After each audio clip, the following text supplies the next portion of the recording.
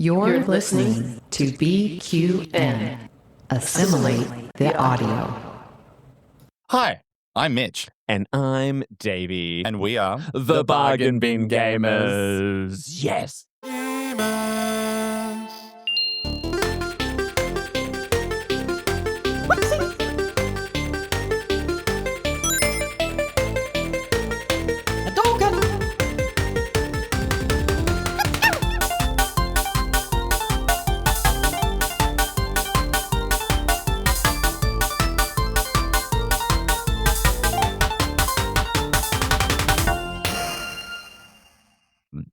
We're really Abracadabra. No, so, all right. We are here. It is the 6th. We're recording on the 6th of December, 2025. And last night, we went to Marvel Stadium here in Melbourne, along with 50,000 other people. And who did we go to see?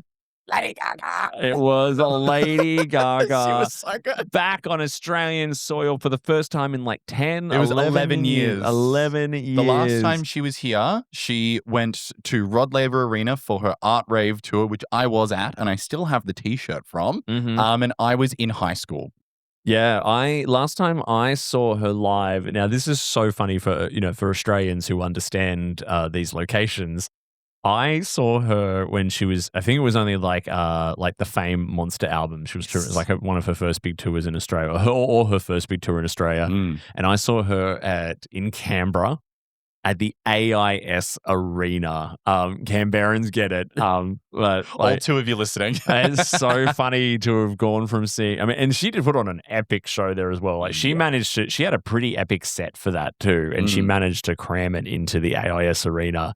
And then, wow, how can we begin to describe Lady Gaga at Marvel Stadium along with 50,000 other fans? Well, we were very lucky. We were very lucky to get tickets. We got fairly good tickets. We were general admission, so we got to stand. We were at the rear, but we were still fairly close. Yeah. The stadium itself was packed. I don't think there was a single empty seat in the sold stadium. out. Sold out. Both nights sold out. Mm-hmm. What's to say other than it was like an event? It was a moment that I'm never, ever going to forget. Like, I've been a diehard Lady Gaga fan since I was very young. I still remember where I was when I first saw Just Dance, and I was like, I am gay. I know. And she's been like a guiding force for my musical taste and kind of like how I feel politically and like just my general vibe. Yeah. So she's very, very important to me. I absolutely, and she's very important to a lot of queer people, especially a lot of young queer people. She's, she plays a very similar role to queer people that like Madonna played to queer people in the 80s and the 90s. I think Madonna's a bit mad about that. Yeah, though. she's not a massive fan. No, Gaga's definitely standing on the shoulders of giants, but. Yeah, but I think she's doing it in a far more unique and graceful way. A bit more humble as well, some could say. Yeah, you and I were talking about this when we were at Circuit, the gay club here afterwards, when we were very, very drunk. And I was like, but I do firmly believe in what I was saying. Lady Gaga takes her celebrity very, very seriously. She takes the responsibility of her celebrity very, very seriously. The role that she has with the queer community, she does not exploit us. No. That responsibility that she has as an icon for us is something that she treasures. Yeah. You know what I mean? It's not this money-making material like it is for the Katy Perrys and all that Getting kind the of stuff. pink dollar. Yeah. And I don't know if she ever intended for it to be that way, but she's like, no, the queer community, like to have that icon status with them is the most precious thing I could possibly have. Yeah. And I'm going to look after them and make sure that they always feel loved, welcomed, and accepted through my music at my events. But then she extends that to the whole world, not just the queer community. She had a great moment when she sung "Born This Way." Like I can still remember where I was when I first heard that song. Well, that was such a song as well. Because what was that? Maybe 2010. It was a while ago. 2009? I remember I was still living in Canberra, and I was at this kind of like bar having dinner, and they had the radio on for some reason in this bar, and they were like, "Oh, we've got it's Lady Gaga's first new song off her new album." Blah, blah, blah. And I remember I was with my then partner, and we heard it. And we're like, "This is going to be the biggest gay anthem ever after the first time we heard it. It still is. And it still is. And so last night when she came out and she's like, where's the queer community at? Yeah. And so many hands shot up. She was like, and this is for you. You shows this is for you. Yes. Right. And the crowd just went off. But you've hit the nail perfectly on the head. Like I'm a big Lady Gaga fan. It's like Pokemon and Lady Gaga, they're like my things, right? They're like my tentpole favorite things, right? And she's made many interviews where she's like, well, I never intended to be a queer icon, but I'm very happy and I'm very blessed that queer people respond to my music and I like making music for them because I love them. Like, she always wanted to be famous. You know, the backstory of her first real like blow up album, The Fame, is about how she wanted to be famous. And she's always held such reverence for the fact that the queer community has like gathered around her. And you're right, she protects it and she treats it with like reverence and respect. But also she's just such a like she's very like powerful. She sings about many relatable things. She's really raw. Like the concert itself was very theatrical, but as with most Gaga concerts, she kind of does like that bit where she'll have like the big show at the start, big show at the end, and kind of in the middle, something a bit more intimate. It's just kind of her and a piano. She played a couple songs on it. She played one of her really, really old songs, Brooklyn Nights, which was really, really good. Oh, you were about to cry during that. That is one of her like very, very old school original songs before she was like big and famous. Yeah. And it's a very sweet song. And then she did Edge of Glory. Not to spoil too much, but she did Edge of Glory like stripped down just on the piano. It was really good. And like, you know, like the whole concert was just so fantastic. One criticism I will give to her, which is totally fine. Take your time. I get it. Some of the intermissions were a little long. Oh, yeah. There was some periods where I would say maybe I'm not joking, that dune sand scene, probably like 5-ish minutes. Yeah. So interludes between costume changes and set changes and stuff like that. Oh my God. And it was a buzzkill. I was actually talking to someone at the moment, like the actual, between like the end and the encore, people left because they thought it was over. Yeah. Like people got up out. I mean, people do that in Australia because they're like, oh, gotta beat the parking. Gotta beat the parking. Gotta get the train. So yeah, I want to loop back to that in a second, but I want to touch on something else you were saying then about the songs she was performing and the way she was performing them. Yeah. Her vocals live. Maybe that mic was on. Like there was very little reliance on backing tracks and backup singers and all that kind of stuff. I've never heard such stunning vocals live from a pop singer in a stadium like that. And the thing is as well, and I don't really know how the technicality of like microphones work. This is Davey's job. But the microphone she had on was the classic pop star one. She wasn't holding any microphones, which I believe, obviously like the holding mic probably gives you more clarity, I would imagine. And she was dancing as well and she was doing all these tricks. But every time, like she had like a little background music to obviously accompany her, but she was changing up how she would sing and she was belting and like growling. And I was just like, holy shit, this is a superstar. She's a quadruple threat. She can sing, she can dance, she can act. Oh yeah. She can do it all. I love her movies too, by the way. She's fantastic. What is it? Oh God, what was that one she was in with Bradley Cooper? Why can't I remember it? A Star Is Born. She even sung the song. I know, she sung that. She sung such a cool version of it too. It was really stripped down as well. Like that's the thing. The thing about Lady Gaga is you go to her concert, she doesn't just go, all right, here's track 1, track 2, track 3. Like she plays the music in different ways. So like not to spoil too much, but at the start she opens with the big song from her new album, Abracadabra. She subverts expectations through the whole concert. Yeah, Abracadabra should be, by the rules of big tours, should be the encore, the song that you go out with and you spend the whole concert waiting to hear it because it's the big hit of 2025. And she started it off with... She started on Abracadabra, which was incredible. Well, it was a smart move, I would argue, because it made the whole event like a fucking party. Like it was crazy. And like, you know, there was pyrotechnics and there was these incredible gowns and everything. But like, if you strip it all back and, you know, like I said, not to spoil too much about it, but at the end of it, when she does the encore, she does go backstage. She takes off all of her makeup. She puts herself in her comfy clothes. She puts her little beanie on and she sings her last song. She brings all of her dancers out. They all bow. She struts down just like completely bare. Vibing. And just soaking it all in. And it was just so refreshing. She just seems like a person that loves to perform and make art. And it was just so fantastic. fantastic to see. It was one of the most beautiful endings to a big concert I've ever seen. Because as I keep saying, like, the whole concert's got this whole, like, it's a play. Yeah. It's meant to be like some Shakespearean, like gothic epic. And it's all done in acts and all that kind of stuff. But I love that, subversion of expectations in the big number at the front, and then just this real honest moment of get makeup off, all that kind of stuff. She had her eyebrows shaved off. She was makeuped out. And the thing is as well, I know this about Lady Gaga. She's apparently an absolute joy to work for. And you can see it. Like they had this shot where like she was in her little dressing room. She'd just gotten changed. She started singing her final song. And was it Vanish Into You? How Bad Do You Want Me? How Bad Do You Want Me? Yes, of course. And they were like tracking her as she walked, and she was singing just very rawly and hugging all of her bandmates and, hugging all of her dancers. And they were just so happy to be there. And it just made you feel like, it made you feel very warm and fuzzy because she was a person and she cared. So I don't know. I just thought that was such a fantastic way to end it. That's why I keep saying she takes her celebrity very seriously. Yeah. And look, I mean, we are obvious fans, as all fans are, and she can do Lady Gaga, if you're listening, please. She could do no wrong in our eyes, and she makes more money than we will ever hope to see in our lifetimes and all that kind of stuff. But yeah, I do feel that she takes it seriously. Well, you should.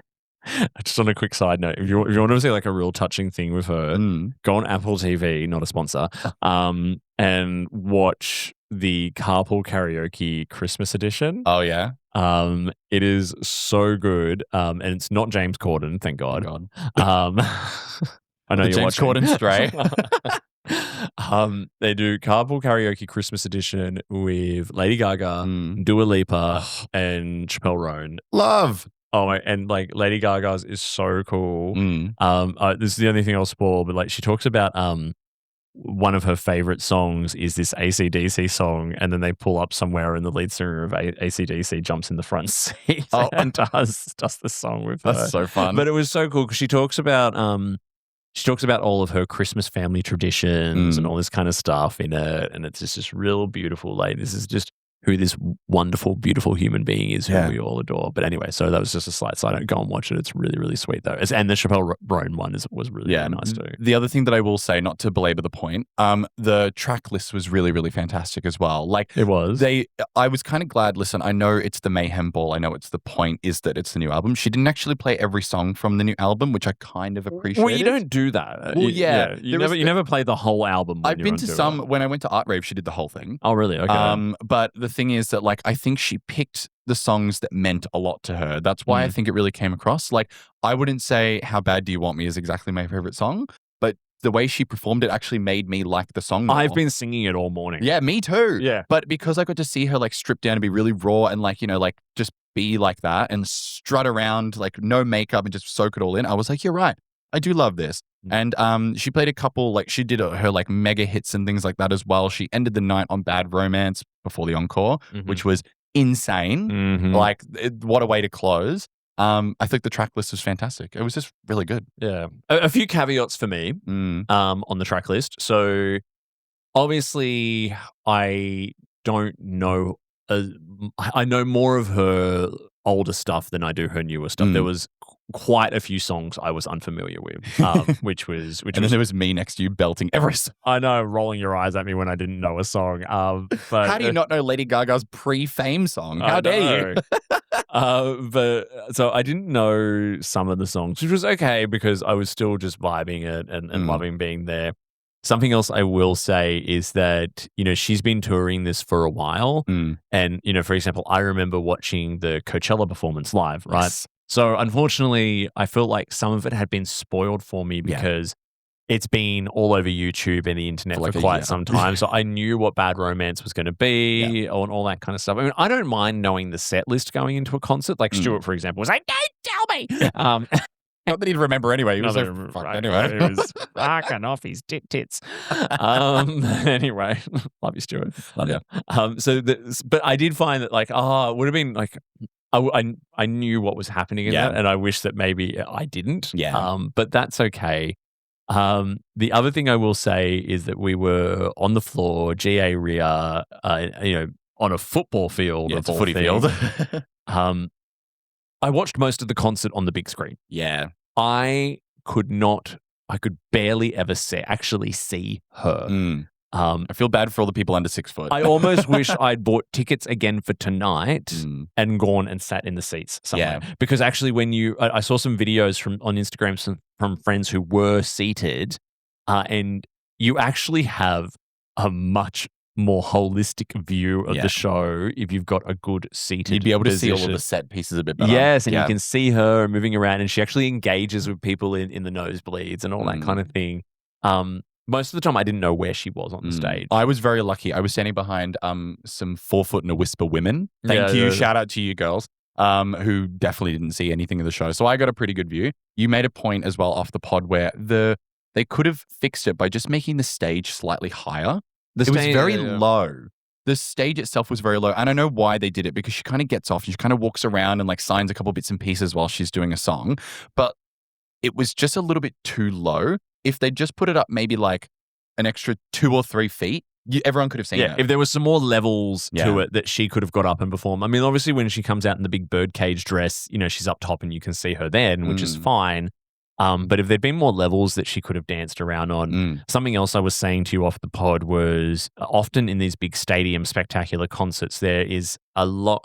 I mean, it's a huge stadium, but there will be like a secondary stage that, that she can come to. I think Coldplay did this when I saw them at Marvel Stadium, where, halfway through the show, they came out and did something out there, and then the people at the back actually got like a better view of them and all that kind of stuff, which was really cool. So we were having such a good time with the energy, splitting hairs. Yeah, exactly. But these are, we don't want to sound like, well, we're just going to say that everything Lady Gaga does is gold. There was certainly. It was as close to a perfect concert experience as 100%. I could possibly have, with just those few little caveats. Yeah, well, and I'll give the listeners like a bit of background. We saw Dua Lipa 2 years ago? Yes. So we saw her. That was fantastic. We had great seats. I was kind of turned on. Arena though. I was low key a little turned on by her actually. Yeah. And then I also saw Tate McRae at the start of this year at Margaret Court, and that was really, really good. About half the size those arenas. Half the size though. Yeah. They were nowhere near the size. This was still the best live performance I've seen since she was here last. When she was here for Art Rave, changed my life, changed my brain chemistry. Yeah. I'm a different person. It takes a lot to be able to sound and look and feel that good in a stadium as big as, so like I said, Marvel Stadium can fit about 55,000 people seated. Half of those seats are taken up by stage. But I think they said there was roughly about like 40 to 50,000 people there last night, and there will be again tonight. Oh, they'll probably, they'll be packed to the rafters tonight. Yeah. Australian reference. And often I can find, sometimes these big stadium ones are a little, like some of the best ones I've seen actually is in a big stadium, Robbie Williams, Elton John. Oh, yeah. But this is like Robbie Williams 2006 when Robbie Williams was a lot cooler back then. So like Robbie Williams, Elton John was really incredible in that context. He was at Amy Park. Oh, yeah. He would have been good. Coldplay were actually quite good too, just because, everyone knows Coldplay. Yeah. But this tops it. Yeah. Yeah.